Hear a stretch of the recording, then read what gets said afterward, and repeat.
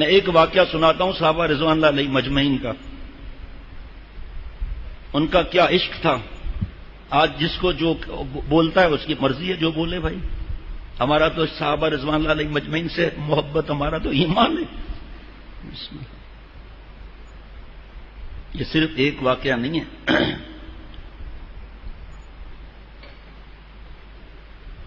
ایسے ہزاروں ہزاروں واقعات ہیں۔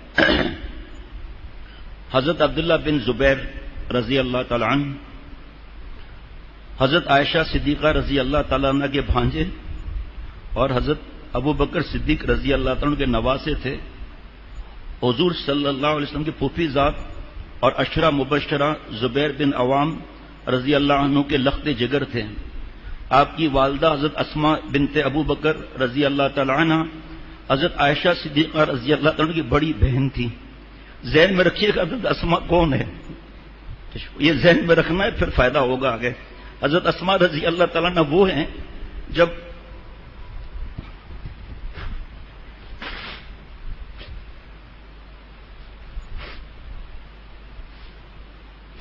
جب آپ صلی اللہ علیہ وسلم اور حضرت ابو بکر صدیق رضی اللہ تعالیٰ عنہ ہجرت کے بعد غار ثور میں تھے۔ حضرت اسماء رضی اللہ تعالیٰ عنہ بچی تھیں، وہ کھانا کپڑے میں بند کر کے راتوں کو اندھیرے میں پہاڑ اور اوپر نیچے وادیاں اور جا کے کھانا پہنچاتی تھیں۔ ابو جہل اور دوسرے سردار آپ صلی اللہ علیہ وسلم کو نقصان پہنچانے کے لیے تلاش میں تھے۔ حضرت اسماء رضی اللہ تعالیٰ عنہ بچی تھیں، پوچھا آپ صلی اللہ علیہ وسلم کہاں ہیں؟ خاموش۔ ابو جہل نے اتنا زور سے تھپڑ مارا کہ زخم ہو گیا۔ اب ذہن میں رکھیے گا ان کے بیٹے ہیں حضرت عبداللہ بن زبیر رضی اللہ عنہ، اور آپ صلی اللہ تعالی وسلم کی ہماری ماں عائشہ صدیقہ رضی اللہ تعالی عنہ ان کی بڑی بہن ہے۔ بس حضرت عبداللہ بن زبیر رضی اللہ عنہ کو جو عالی نسبتیں حاصل تھیں ان میں سے ہر ایک قابل رشک تھی۔ حضرت عبداللہ بن زبیر رضی اللہ عنہ کا قد درمیانہ، رنگت گندمی، بدن دبلا پتلا تھا، داڑھی سرخ اور ہلکی سی تھی، طبیعت میں غیرت اور حمیت کوٹ کوٹ کے بھری ہوئی تھی۔ حضرت عبداللہ بن زبیر رضی اللہ عنہ ہجرت کے پہلے سال پیدا ہوئے تھے۔ ہجرت کے بعد پیدا ہونے والے آپ پہلے لڑکے تھے۔ حضور صلی اللہ علیہ وسلم نے اپنا لعاب دہن اور کھجور کی گھٹی دی اور برکت کی دعا دی۔ اس کو کہتے ہیں سنت تہنیک۔ جب بچہ پیدا ہو تو کہ اللہ والا، کوئی عالم یا خاندان کا کوئی بزرگ وہ چھوارا یا کھجور چبا کر دعا دے گا۔ حضرت حسن بصری رحمۃ اللہ علیہ تابعی تھے، 120 صحابہ رضوان اللہ علیہ مجمعین کی زیارت کی تھی۔ ان کی سنت تہنیک حضرت عمر رضی اللہ عنہ نے فرمائی، کیونکہ ان کی والدہ آپ صلی اللہ علیہ وسلم کے گھر میں خدمت کرتی تھیں، اور دعا دی اللہم فقہہ فی الدین وحببہ الی الناس۔ اللہ حسن بصری کو دین کی سمجھ عطا فرما۔ اتنی بڑی دولت ہے دین کی سمجھ، اور لوگوں میں محبوب بنا۔ کیوں بنا؟ تاکہ دین سیکھیں ان سے، دین کی سمجھ دی نا۔ تو لوگوں میں محبوب نہیں ہوگا تو وہ تو چلا جائے گا اللہ کے پاس، وہ کچھ ہوگا کر نہیں سکے گا۔ لوگوں میں محبوب بنا۔ حضرت عبداللہ بن زبیر رضی اللہ عنہ کی سنت تہنیک آپ صلی اللہ علیہ وسلم نے فرمائی۔ سوچیں،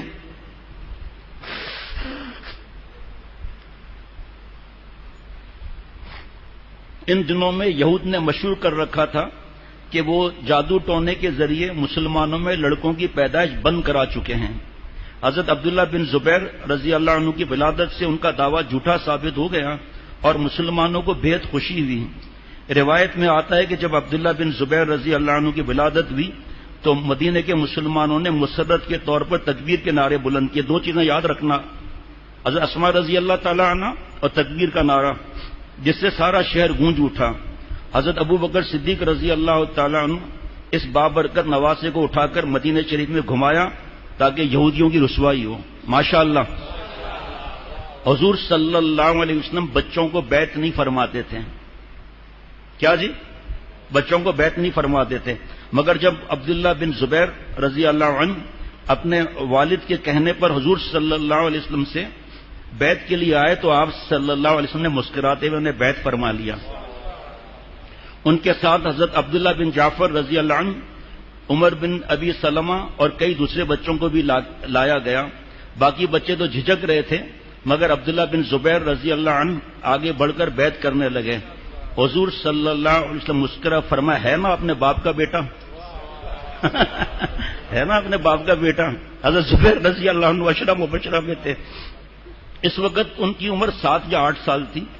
آپ صلی اللہ علیہ وسلم کے گھر اکثر آتے رہتے تھے کہ یہ آپ کی خالہ حضرت عائشہ رضی اللہ تعالی عنہ کا مسکن تھا. عبداللہ بن زبیر بچپن سے بڑے بہادر اور قیادت کی صلاحیتوں سے آراستہ تھے. ایک بار وہ اپنی ہم عمر لڑکوں کے ساتھ مدینے کی گلیوں میں کھیل رہے تھے. ایک شخص نے آ کر بچوں کو ڈرانے کے لیے زور کی چیخ ماری. بچے ڈر کر بھاگے، مگر عبداللہ بن زبیر رضی اللہ عنہ نے الٹے پاؤں پیچھے اٹھتے ہوئے ساتھیوں کو پکارا، بھائیوں مجھے امیر بناؤ اور اس شخص پر حملہ کر دو. بچے تھے لیکن اس وقت بھی کیا معاملہ. ایک بار گلی میں کھیل رہے تھے کہ حضرت عمر بن خطاب رضی اللہ تعالیٰ عنہ کا گزر ہوا. اس وقت وہ خلیفہ تھے. بچے مروب ہو کر ادھر ادھر کھسک گئے، مگر عبداللہ بن زبیر اپنے وہیں پر کھڑے رہے. حضرت عمر رضی اللہ عنہ نے پوچھا، کیا بات ہے تم اپنے ساتھیوں کے ساتھ نہیں بھاگے؟ جواب دیا، امیر المومنین، نہ تو میں نے کوئی جرم کیا جو آپ سے ڈروں ادب سے، اور نہ ہی راستہ ایسا تنگ ہے کہ میں ہٹ کر آپ کے لیے کشادہ کروں. حضرت عمر رضی اللہ عنہ بہت خوش ہوئے. عبداللہ یہ چیزیں ہیں نا، یہ آگے چلتے جائیں گے، سنتے جائیں گے کہ ان کے سامنے میں مثال بھی نہیں دینا پسند کرتا کہ ڈرامے اور فلم میں مجھے حیا آتی ہے کہ میں کوئی مثال اس کے سامنے پیش کروں، حیا آتی ہے. لیکن سوچ لیں کہ کیا معاملات ہیں ان واقعات کے سامنے. حضرت عبداللہ بن زبیر رضی اللہ عنہ صرف 13 سال کی عمر میں دور صحابہ کی سب سے بڑی لڑائی جنگ یرموک میں شریک ہوئے. آپ اپنے والد حضرت زبیر رضی اللہ عنہ کے ساتھ گھوڑے پر سوار تھے. جب رومی پسپا ہو کر بھاگتے، 13 سال کے حضرت عبداللہ بن زبیر ان کے زخمیوں کو ٹھکانے لگاتے جاتے تھے.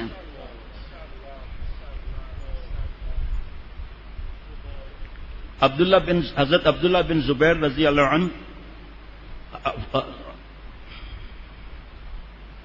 ان کے بھائی عروہ بن زبیر رحمۃ اللہ علیہ کہتے تھے، میں نے اپنے والد حضرت زبیر رضی اللہ عنہ اور خالہ عائشہ رضی اللہ عنہ کو کسی کے لیے اتنی دعائیں کرتے نہیں دیکھا جتنی عبداللہ بن زبیر رضی اللہ عنہ کے لیے. وہ یہ بھی کہتے تھے، خالہ عائشہ رضی اللہ عنہ کو حضور صلی اللہ علیہ وسلم اور حضرت ابو بکر رضی اللہ عنہ کے بعد سب سے زیادہ محبت عبداللہ بن زبیر سے تھی. آگے دیکھتے رہیے گا اب جو حالات آگے آئیں گے. اب حضرت عبداللہ بن زبیر رضی اللہ عنہ زہد و عبادت میں اپنی مثال آپ تھے. نماز میں یکسوئی دیکھنے سے تعلق رکھتی تھی. جب نماز کے لیے کھڑے ہوتے تو دنیا کی ہر چیز سے ذہنی اور قلبی رشتہ کٹ جاتا. نوافل میں طویل رکعتیں پڑھتے. قیام کے دوران بدن کو ذرا بھی حرکت نہیں ہوتی تھی، ایسا لگتا تھا جیسے لکڑی گاڑ دی گئی ہو. بعض وقت اتنا لمبا سجدہ کرتے کہ چڑیاں آ کر پشت پر بیٹھ جاتی. اب اور آگے بڑھیں آپ. ایک دن نماز پڑھ رہے تھے کہ چھت پر سے ایک سانپ گرا اور ان کے بیٹے کو لپٹ گیا. عورتیں چیخنے لگیں. آخر گھر کے دیگر افراد دوڑ کر آئے، سانپ کو مار دیا. حضرت عبداللہ بن زبیر رضی اللہ عنہ اس دوران اللہ سے باتیں کرنے میں ایسے نماز میں منہمک رہے، انہیں ذرا بھی خبر نہیں ہوئی. سلام پھیرا تب لوگوں نے حادثے کی خبر دی. حضرت امام احمد بن حنبل رحمۃ اللہ علیہ فرماتے تھے کہ عبداللہ بن زبیر رضی اللہ عنہ نے نماز حضرت ابو بکر صدیق رضی اللہ عنہ سے سیکھی تھی. انہوں نے رسول اللہ صلی اللہ علیہ وسلم سے. حضرت عبداللہ بن عباس رضی اللہ عنہما ان کا ذکر کرتے ہوئے فرماتے تھے کہ وہ کتاب اللہ کے حافظ اور قاری تھے. سنت خاص کر اب آگے بڑھتے جائیں گے. سنت رسول صلی اللہ علیہ وسلم کے پابند تھے. اللہ کے مطیع تھے. اللہ کے ڈر سے گرمی میں نفل روزے رکھنے والے تھے. رسول اللہ صلی اللہ علیہ وسلم کے پیارے کے فرزند تھے. ان کی والدہ حضرت ابو بکر رضی اللہ عنہ کی صاحبزادی تھیں. ان کی خالہ عائشہ صدیقہ رضی اللہ عنہ تھی جو اللہ کے حبیب کی چہیتی تھی. حجاج بن یوسف نے ظلم کی انتہا کر دی. جگر کر تھام کے رکھیے گا اور سوچیے گا کہ ہم تک دین کس طرح پہنچا ہے اور ہم کیسے ناقدرے ہیں، اور پھر کس طرح وہ چینلز تلاش کرتے ہیں جہاں برائیاں ہوں. ابھی 3 دن پہلے ایک نوجوان دہریہ ہو گیا دوسرے چینلوں پر جا کر، اور اس سے پہلے بتاتا رہتا ہوں کہ کس طرح اس چینلوں پر اپنے دین کا پتہ ہے نہیں، اور اس جن کے لیے اللہ فرمائے کیا کیا باتیں. اللہ تعالیٰ نے صحابہ رضوان اللہ علیہم مجمعین کے لیے فرمایا والذین معہ اشداء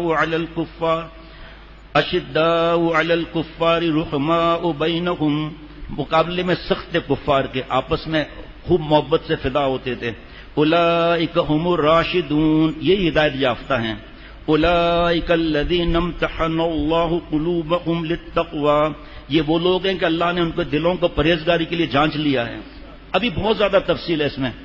کون لوگ ہیں یہ؟ اولئک ھم المؤمنون حقا، یہی لوگ ہیں جو حقیقت میں مومن ہیں.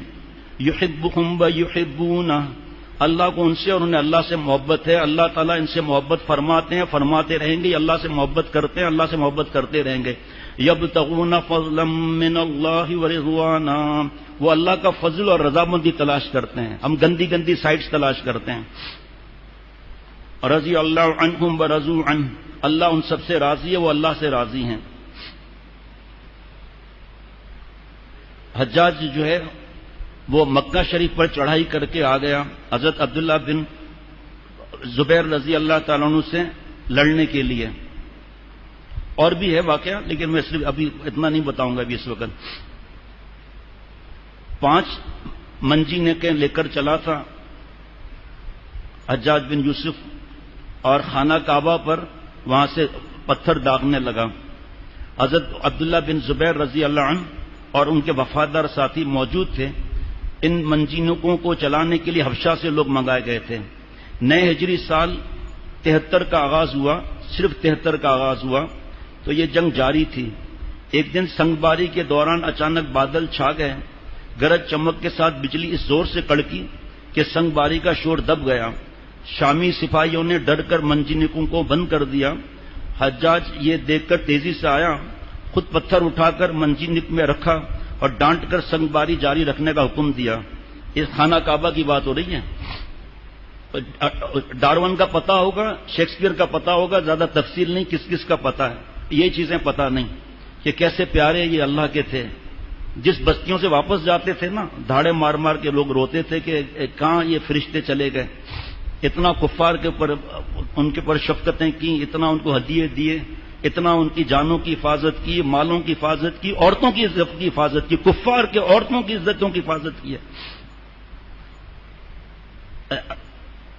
اس دوران یک کے بعد دیگرے 2 بار آسمانی بجلی ہولناک کڑک کے ساتھ گری، جس سے 12 شامی سپاہی جل کر مر گئے. پورے لشکر میں دہشت پھیل گئی کہ یہ آسمانی عذاب ہے. لیکن حجاج جو ظلم پر اترا ہوا تھا کا ڈرو نہیں، یہ تہامہ کی بجلیاں ہیں، اب فتح نزدیک ہے. نعوذ باللہ. اگلے دن بجلی گرنے سے عبداللہ بن زبیر رضی اللہ عنہ کے ساتھیوں کو بھی جانی نقصان ہوا، جس سے اہل شام کا خوف دور ہو گیا اور وہ بڑھ چڑھ کر حملے کرنے لگے. ایک بار بجلی گرنے سے ایک منجنیق کوئلہ بن گئی. سپاہی ڈرے تو حجاج نے کہا کہ یہ تو قبولیت کی علامت ہے. گزشتہ امتوں کی قربانیاں اسی طرح قبول ہوتی تھیں، آگ آ کر انہیں سوختہ کرتی تھی. یہ سن کر سپاہی مطمئن ہو گئے. اس سنگباری کے درمیان پورے اطمینان سے صحن کعبہ میں حضرت عبداللہ بن زبیر رضی اللہ عنہ نماز ادا فرماتے تھے. پتھر ان کے آس پاس آ کر گرتے مگر انہیں ذرا بھی پرواہ نہ ہوتی. مسجد الحرام کی طرف اترنے والے راستے پر شامی سپاہیوں سے جھڑپیں جاری تھیں. یہ جو گندے خیالات کو ہم رکھیں نا، اس کی جگہ ان خیالات کو لائیں. ایک ہی واقعہ کافی ہے یہ گناہوں سے بچنے کے لیے. اور یہ ہماری بہو بیٹیاں جو پاگل ہو رہی ہیں فیشن اور فلم اور موبائل کی جان میں چھوڑنا. حبشہ کے کچھ لوگ عبداللہ بن زبیر رضی اللہ عنہ کے ساتھ تھے. وہ اس طرح بھالا مارتے تھے کہ کبھی نشانہ خطا نہ جاتا. تلوار بازی سے وہ ناواقف تھے.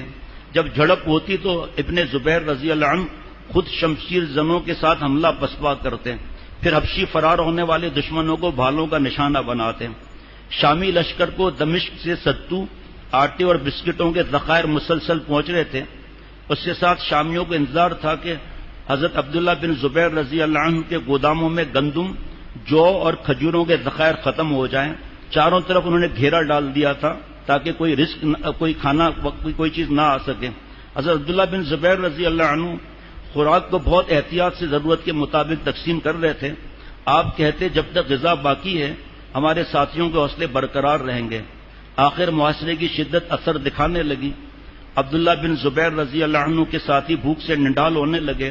خوراک کے ذخائر ختم ہو گئے، زمزم کے پانی کے سوا ان کے لیے کوئی شے نہ تھی۔ لوگوں نے سواری اور بار برداری کے جانور کاٹ کاٹ کر کھانا شروع کر دیے۔ حضرت عبداللہ بن زبیر رضی اللہ عنہ کے پاس ایک گھوڑا بچ گیا تھا، ایسا فاقہ تھا کہ موت سر پر تھی، اسے بھی ذبح کرنا پڑا۔ حضرت عبداللہ بن زبیر رضی اللہ عنہ حالت جنگ میں بھی اصول کے اس قدر پکے تھے کہ آپ سے بار بار کہا گیا کہ حریف پر شب خون ماریں، مگر آپ فرما دے شب خون درست نہیں، اسے ہم حلال نہیں سمجھتے۔ چونکہ بظاہر اب فتح کی کوئی امید باقی نہیں تھی، اس لیے اکثر ساتھیوں نے جان بچانے کی صورت پر غور شروع کر دیا۔ آپ کو یاد ہوگا حضرت عثمان رضی اللہ تعالیٰ نے قسمیں دے کر فرمایا تم لوگ جاؤ، مجھے چھوڑ دو، اللہ کے حوالے کر دو۔ بعض نے جو ہے مشورہ دیا کہ آپ تشریف لے چلیں کہیں چھپ کر۔ فرمایا تب تو میں اسلامی تاریخ کا بدترین سربراہ کہلاؤں گا جس نے قوم کو لڑایا اور جب مارے گئے تو لاشیں چھوڑ کر خود بھاگ گیا۔ کسی نے رائے دی آپ کعبے کے اندر داخل ہو جائیں۔ فرمایا کعبے کا اندرونی حصہ حجاج کے نزدیک بیرونی جیسا ہی ہے، میں نہیں چاہتا کہ بل میں چھپی لومڑی کی طرح پکڑا جاؤں، میں تلوار سے لڑتے لڑتے اللہ کے پاس جانا چاہتا ہوں اور آپ صلی اللہ علیہ وسلم سے ملنا چاہتا ہوں۔ ان کے ایک بھائی حمزہ نے کہا آپ کعبے کی چھت پر چڑھ جائیں، ہم نیچے آپ کے گرد پروانہ وار لڑ کر آپ سے پہلے جانے دیں گے۔ آپ نے فرمایا میں زندگی کو کسی ذلت کے عوض نہیں خریدوں گا، نئی موت سے ڈر کر کسی سیڑھی پر چڑھوں گا۔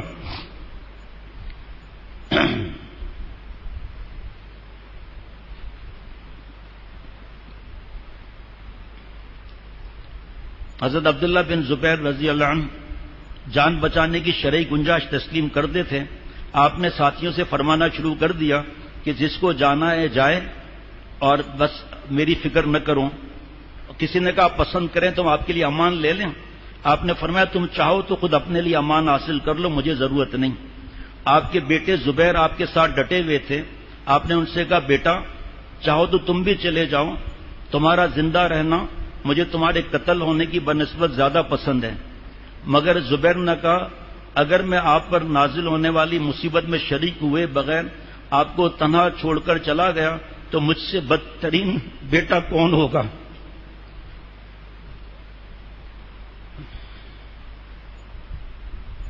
اب بس دور اندیش قائد عبداللہ بن زبیر رضی اللہ عنہ جنگ کا نتیجہ اور اپنا انجام کو معلوم کر چکے تھے اور ان کو پتا تھا کہ دشمن قتل پر اکتفا نہیں کرے گا بلکہ نشان عبرت بنانے کے لیے لاش کی نمائش بھی کرے گا، کیونکہ حجاج بن یوسف بہت ظالم تھا، اس سے پہلے ہی کتنے صحابہ رضوان اللہ علیہ مجمعین کو شہید کر چکا تھا۔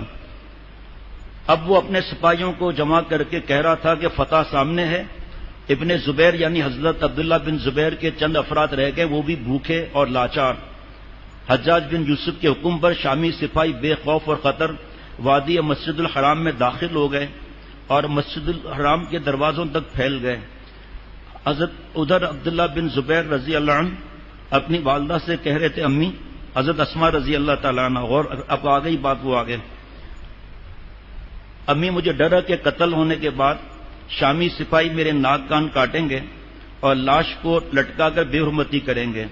بہادر ماں نے کہا جب بکری ذبح ہو جائے تو کھال اترنے کی کوئی تکلیف نہیں ہوتی، بیٹا تم حق پر ہو، ڈٹے رہو، اللہ سے نصرت طلب کرو۔ اس رات عمر بن خطاب رضی اللہ تعالیٰ کے بھتیجے عبد الرحمن بن زید آ کر حضرت عبداللہ بن زبیر رضی اللہ عنہ سے ملے اور پیشکش کی کہ وہ ان کے لیے امان لے کر انہیں محفوظ طور پر حجاج کے پاس لے جا سکتے ہیں، مگر عبداللہ بن زبیر رضی اللہ عنہ نے انکار کر دیا کہ باطل کا ہم ساتھ نہیں دیں گے، ورنہ یہ دین قیامت تک کیسے پہنچے گا کہ اگر ہم بھی ایسا کر لیں جان کے خوف سے۔ منگل 17 جمادی الاولیٰ کی صبح صادق کے وقت حجاج کی سپاہی وادی میں اتر کر مسجد الحرام کو گھیرے میں لے چکے تھے۔ ہر دروازے پر 500 سپاہی کھڑے کر دیے گئے تھے تاکہ موقع پاتے ہی اندر گھس کر عبداللہ بن زبیر رضی اللہ عنہ پر قابو پایا لیا جائے۔ باب کعبہ کے سامنے والے دروازے پر حمص کے باب اور باب بنی شیبہ پر دمشق کے، باب صفا پر اردن کے، باب نبی کے مجمع پر کے دروازے پر فلسطین کے، یہ کھڑے تھے۔ حجاج خود مردہ کی طرح گوشے میں کارروائی کی نگرانی کے لیے کھڑا تھا۔ حضرت عبداللہ بن زبیر رضی اللہ عنہ رات بھر نوافل پڑھتے رہے، صبح سویرے تلوار کے پٹے سے کمر باندھ کر بیٹھے بیٹھے کچھ دیر کے لیے سو گئے، پھر حسب معمول نماز فجر کے لیے خود بیدار ہو گئے۔ نماز فجر سے پہلے حضرت عبداللہ بن زبیر رضی اللہ عنہ اپنی والدہ محترمہ حضرت اسماء رضی اللہ عنہ کے پاس گئے۔ وہ مسجد الحرام سے متصل ایک محفوظ مقام میں قیام پذیر تھیں، اور یہی جگہ حضرت عبداللہ بن زبیر رضی اللہ عنہ کے مستقل قیام گاہ تھی۔ حضرت اسماء رضی اللہ عنہ کی عمر اب 100 سال ہو چکی تھی، بصارت جواب دے چکی تھی، مگر بصیرت اسی طرح سلامت تھی جیسا کہ اس دن جب وہ مکہ کے گھر سے اپنے والد کو رسول اللہ صلی اللہ علیہ وسلم کے ساتھ مدینہ شریف کی ہجرت کو رخصت کر رہی تھیں۔ اب ابو بکر رضی اللہ عنہ کے صاحبزادی اور نواسے میں وہ گفتگو ہوئی جس کا حرف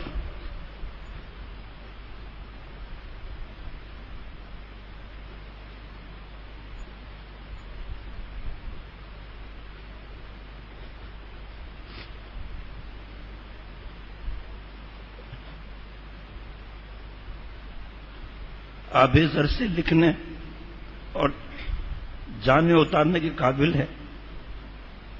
حضرت عبداللہ بن زبیر سلام کر کے والدہ کے سامنے ادب سے کھڑے ہو گئے، ان کا ہاتھ اپنے ہاتھ میں لے کر چوما اور فرمایا، امی جان، میں الوداع کہنے آیا ہوں، مجھے لگتا ہے آج زندگی کا آخری دن ہے۔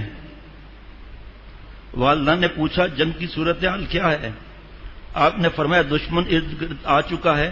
پھر ہنس کر فرمایا، میری ماں، موت بڑی راحت کی چیز ہے۔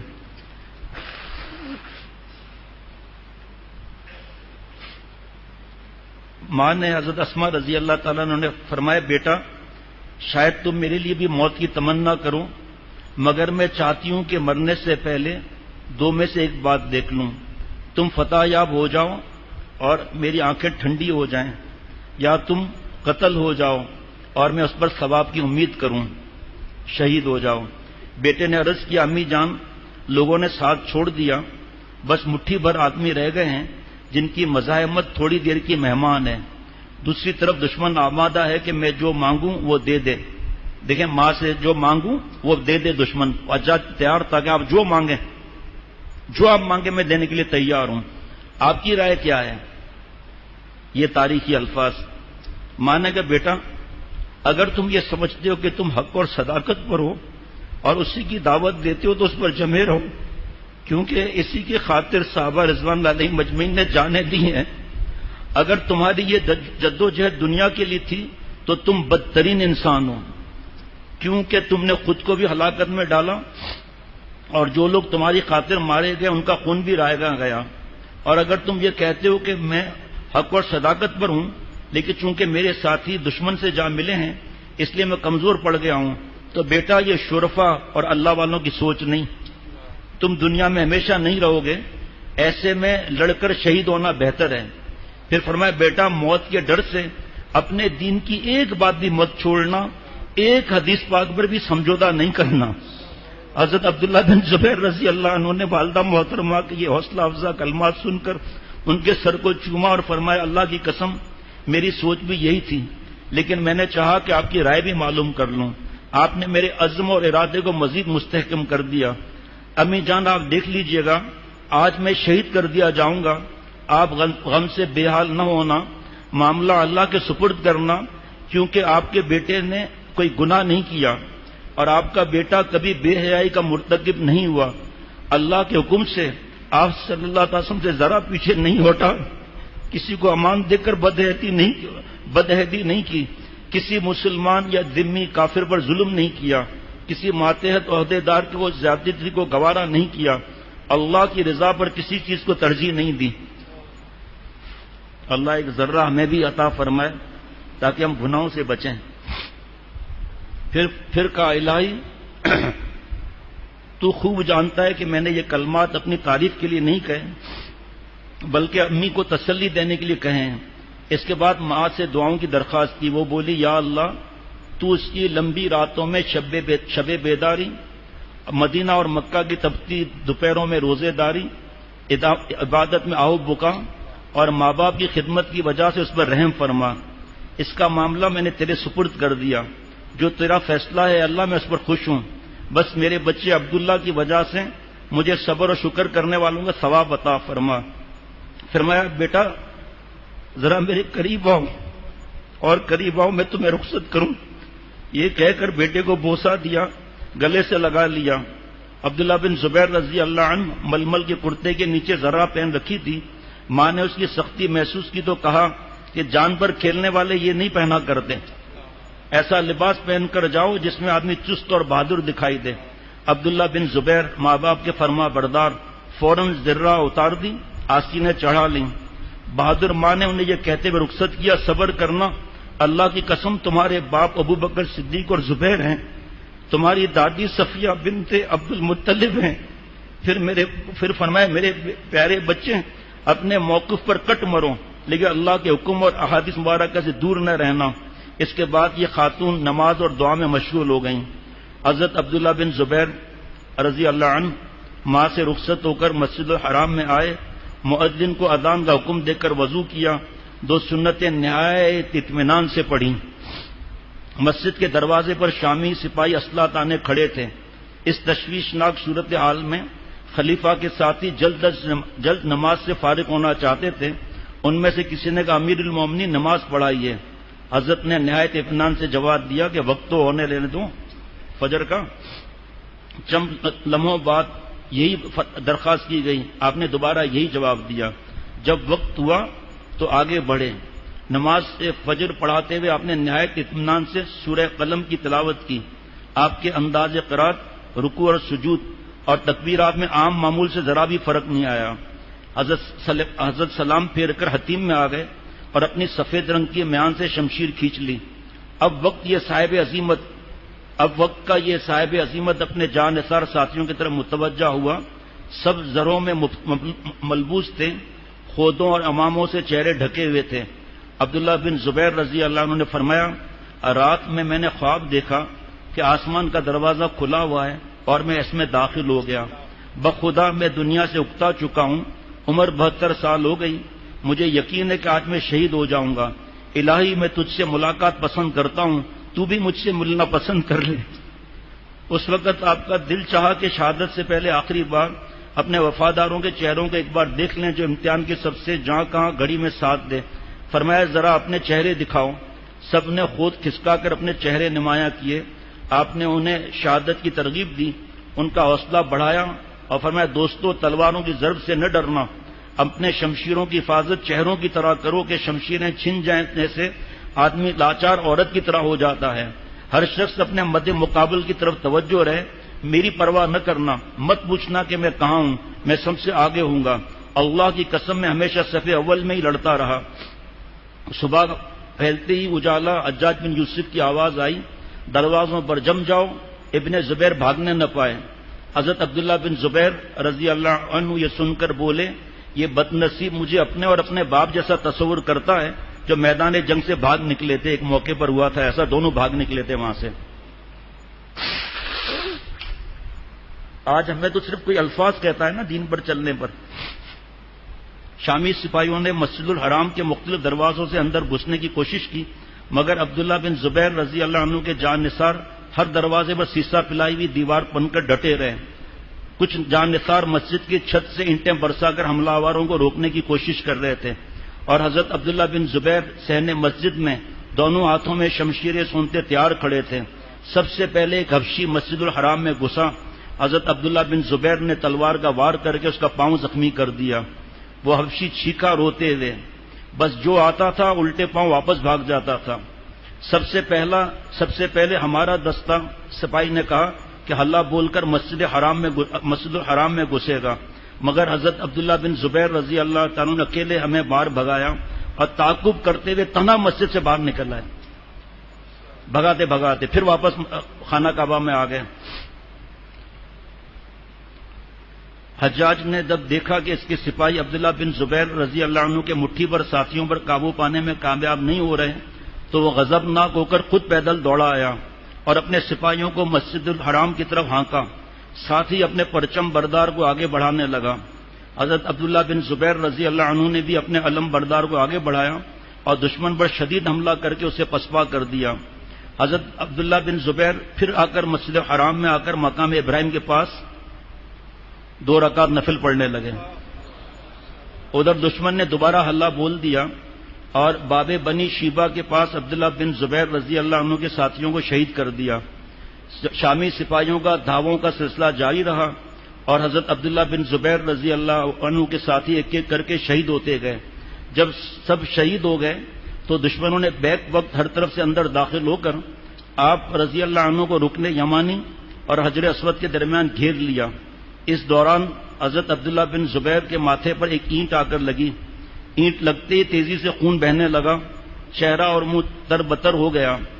حضرت عبداللہ بن زبیر رضی اللہ عنہ اس حالت میں فرما رہے تھے، ہم وہ نہیں کہ جن کے زخموں کا خون ایڑیوں پر گرے، ہمارا خون قدموں پر آ کر گرتا ہے.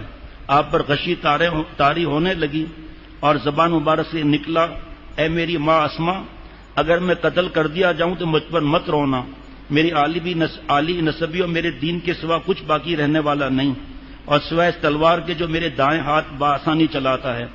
حضرت عبداللہ بن زبیر رضی اللہ عنہ نے کھڑے ہونے کی کوشش کی، مگر ایک سپاہی نے آپ کو بے بس دیکھ کر فوراً حملہ کر دیا.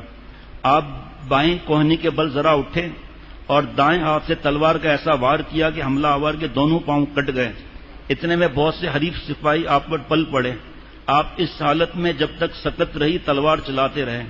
آپ بے دم ہو گئے تو شامیوں کے 2 غلام یہ کہتے ہوئے آگے بڑھے کہ غلام کا کام اپنے آقا کی حمایت ہے. دونوں نے بے طرفے وار کر کے حضرت عبداللہ بن زبیر رضی اللہ عنہ کو شہید کر ڈالا. انا للہ و انا الیہ راجعون. آپ کے ساتھ جو جانثار شہید ہوئے اس میں مشہور صحابی حضرت عبداللہ بن موتی رضی اللہ عنہ بھی شامل تھے. حضرت اسما رضی اللہ عنہ کو معلوم تھا کہ بیٹے کا انجام یہی ہوگا.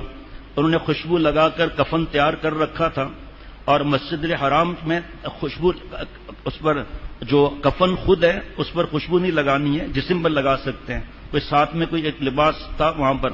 مسجد الحرام پر دروازے پر چند بازیوں کو کھڑا کر دیا کہ حضرت عبداللہ بن زبیر رضی اللہ عنہ کے شہید ہوتے ہی اطلاع دے دیں. جب عبداللہ بن زبیر رضی اللہ عنہ زخموں سے چور ہو کر گرے تو ایک باندی یہ دیکھ کر مسجد کی طرف اشارہ کرتے ہوئے دیوانہ وار چلائی، امیر المومنین. یہ سنتے ہی پورا مکہ شریف آہوں اور سسکیوں میں سے گونج اٹھا.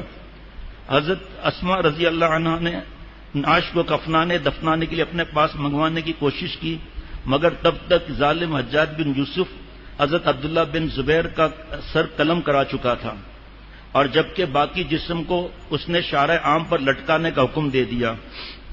مکہ معظمہ کے وادی میں اترنے والی گھاٹی پر ایک کھمبا نصب کر کے حضرت عائشہ صدیقہ رضی اللہ تعالیٰ کے لاڈلے کی سر کٹی لاش کو اس پر الٹا لٹکا دیا. میرے دوستو، یہ مشیت الہی ہے، یہاں آسمان کا نظام چلتا ہے. غار ثور کے دونوں ہم نشین سفر اور حضرت سے آخر تک، اسی طرح دونوں کے نواسے بھی حیات سے شہادت تک یکساں شان دکھا گئے. یعنی حضرت آپ صلی اللہ علیہ وسلم کے نواسے حضرت حسین رضی اللہ عنہ کی گردن کاٹی گئی اور حضرت ابو بکر صدیق رضی اللہ عنہ کے نواسے کی بھی گردن کاٹی گئی. حضرت اسما رضی اللہ عنہ نے حجاج سے مطالبہ کیا کہ لاش کو کفنانے دفنانے کی اجازت دی جائے، مگر اس ظالم نے لاش کے گرد سخت پہرا لگوا دیا اور کہا جب تک میں زندہ ہوں یہ یہیں لکڑی پر لٹکا رہے گا. حضرت اسما کو معلوم ہوا تو فرمایا اللہ اس خونخوار کو ہلاک کرے، مجھے اپنے بیٹے کو دفنانے کا موقع بھی نہیں دیا. حضرت اسما رضی اللہ تعالیٰ دکھ دیکھ کر حضرت عبداللہ بن عمر رضی اللہ عنہ ان کے پاس گئے. تعزیت کرتے ہوئے فرمایا یہ جسم کوئی چیز نہیں، روحیں تو اللہ کے پاس چلی جاتی ہیں، بس آپ صبر کریں. فرمایا بھلا میں کیوں نہ صبر کروں کہ حضرت یحییٰ علیہ السلام اور دوسرے انبیاء علیہ السلام کے پاس بھی ان کا جسم کو کاٹا گیا تھا.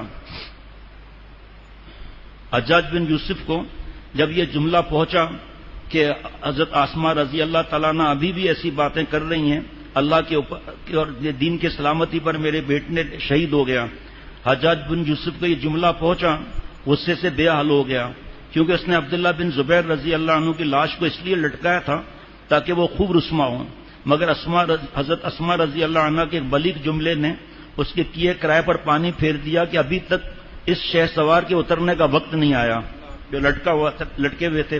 حجاج نے فوراً آدمی دوڑایا کہ اسما کو لے کر آؤ رضی اللہ عنہ کو.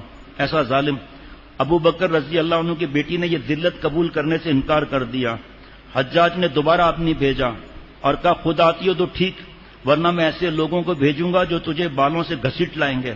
حضرت اسماء رضی اللہ عنہ نے جواب میں کہلوایا ہاں ہاں انہی کو بھیجو جو بالوں سے گھسیٹ کر لے جائیں۔ حجاج یہ جواب سن کر تیش سے بل کھاتا، پاؤں پٹکتا خود تیزی سے ان کے پاس آیا اور کہا دیکھ لیا نا میں نے تیرے بیٹے کا کیا حشر کیا۔ حضرت اسماء رضی اللہ عنہ نے فرمایا میں نے تو بس یہی دیکھا ہے کہ تو نے اس کی دنیا برباد کی اور اس نے تیری آخرت برباد کی۔ اس دو ٹوک جملے سے حجاج جیسے زبان آور کو کنگ کر دیا، اسے کہ جواب نہ بن پڑا۔ حضرت اسماء رضی اللہ عنہ نے پھر فرمایا مجھے معلوم ہے کہ تو اس دو دوپٹے والی کی اولاد کہہ کر آر دلاتا تھا۔ حضرت اسماء رضی اللہ تعالی عنہ جو کپڑا اپنا دوپٹہ اس کے دو حصے کیے اور ایک حصے میں آپ صلی اللہ علیہ وسلم کی کھانا بند کر کے لے جاتی تھیں، تو اس وقت سے مشہور ہو گیا دو دوپٹے والی۔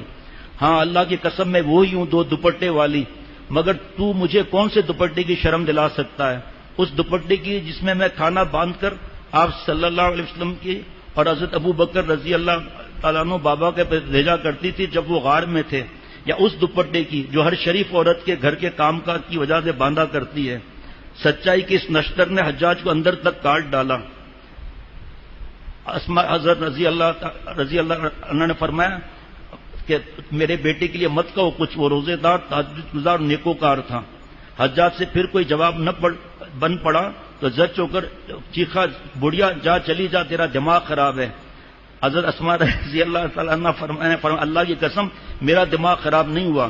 پھر حجاج کے منہ پر اسے خوار کرنے والی ایک حدیث یوں سنائی مجھے رسول اللہ صلی اللہ علیہ وسلم کا ارشاد خوب یاد ہے کہ بنو ثقیف سے کذاب اور ایک خونخوار ظاہر ہوگا۔ کذاب کو ہم نے دیکھ لیا اور خونخوار تو ہی ہے جو اتنے صحابہ رضوان اللہ علیہ مجمعین کو شہید کیا ہے۔ حجاج اس حدیث کا انکار نہ کر سکا اور یہ کہتا ہوا مڑ گیا۔ حضرت اسماء رضی اللہ عنہ فوراً بولی نہیں بلکہ منافقوں کا سردار تو ہے۔ حضرت اسماء رضی اللہ عنہ لاش کے پاس دیر تک دعا میں مشغول رہیں، آنکھوں سے آنسوؤں کا ایک قطرہ تک نہ گرا۔ پھر یہ فرماتے ہوئے لوٹ گئیں کہ لوگ باطل کے لیے جان گنواتے ہیں، بیٹا تو نے حق کے لیے جان دے دی۔ بیٹے کے شہادت کے 5ویں یا 10ویں دن حضرت اسماء بنت ابو بکر بھی دنیا فانی سے رحلت فرما گئیں۔ اللہ اکبر۔ لیکن لوگ وہاں پر آتے تھے اور ان کی تعریفیں کرتے تھے، اس سے حجاج بن یوسف کو آگ لگ گئی۔ اور زیادہ رسوا کرنے کے لیے جب دیکھا کہ اتنی بڑی بڑی ہستیاں آ کر تعریف کر رہی ہیں تو لاش کو کھمبے سے اتروایا اور ورثہ کے حوالے کرنے کے بجائے یہودیوں کے قبرستان میں پھینکوا دیا۔ نماز جنازہ اور کفن دفن کی اجازت بھی نہیں دی گئی۔ ان کے بھائی عروہ رحمۃ اللہ علیہ ایک تیز رفتار اونٹنی پر سوار ہو کر دمشق روانہ ہو گئے، کیونکہ انہیں حجاج سے اپنے گھرانے کی جان اور مال اور عزت کی پامالی کا شدید خطرہ تھا، اور بھائی کی لاش حضرت عبداللہ بن زبیر رضی اللہ عنہ کے دفنانے کی اجازت بھی چاہیے۔ انہیں عبد الملک سے نرم سلوک کی توقع تھی کیونکہ وہ ان کا پرانا دوست تھا، مگر عروہ کے نکلتے ہی حجاج نے عبد الملک کی طرف خط بھیج دیا کہ عروہ کو گرفتار کر کے واپس بھیجا جائے۔ جب حضرت عروہ بن زبیر رحمۃ اللہ علیہ ملک ہے نا کے پاس پہنچے، ان کی حکمرانی کرنے کی بات کی۔ ابھی یہ گفتگو ہو رہی تھی لاش کے کفن دفن کی کہ حجاج کا خط آن پہنچا، جس سے پڑھ کر عبد الملک کو معلوم ہوا کہ حجاج عروہ کو گرفتار کرنا چاہتا ہے۔ عبد الملک نے سپاہیوں کو کہا عروہ کو ہتھکڑی لگا دو۔ وہ بولے میں اس طور پر آپ کے پاس نہیں آیا۔ عبد الملک بولے کہ حجاج کی بات تو ماننا ہی پڑے گی۔ حضرت عروہ رحمۃ اللہ علیہ غصے سے کھڑے ہو گئے، جسے تم قتل کر دو وہ ذلیل نہیں، ذلیل وہ ہے جس پر تم حکومت کرو۔ عبد الملک یہ سن کر نادم ہو گیا، ہتھکڑیاں کھلوا دیں اور حجاج کو ہدایت کی کہ عروہ کو کوئی گزند نہ پہنچانا، لاش ان کے والدہ کے حوالے کر دو۔ عروہ رحمۃ اللہ علیہ 1 ماہ بعد گھر پہنچے۔ بھائی کی بے گور و کفن ناش اب ان کے حوالے کی گئی۔ عروہ بن زبیر رحمۃ اللہ علیہ نے نماز جنازہ پڑھا کر اپنے قابل فخر بھائی کو قبرستان میں دفن کر دیا۔ حضرت عبداللہ بن زبیر رضی اللہ عنہ کی قبر سے ایک مدت تک مشک کی خوشبو آتی رہی اور اتنے دن تک جسم کو کچھ ہوا ہی نہیں، جو آپ کے برک ہونے کا کھلا ثبوت ہے۔ اللہ تعالیٰ اپنی رحمت سے مجھے اور ہم سب کو اللہ والا بنا دے، عافیت سے رکھے، خوشیاں عطا فرمائے، اور ہمیں یہ واقعات کو دل میں اتار کر عمل والا بنا دیں۔ اصل تو عمل ہے، عمل نہیں تو پھر کچھ بھی نہیں بھائی۔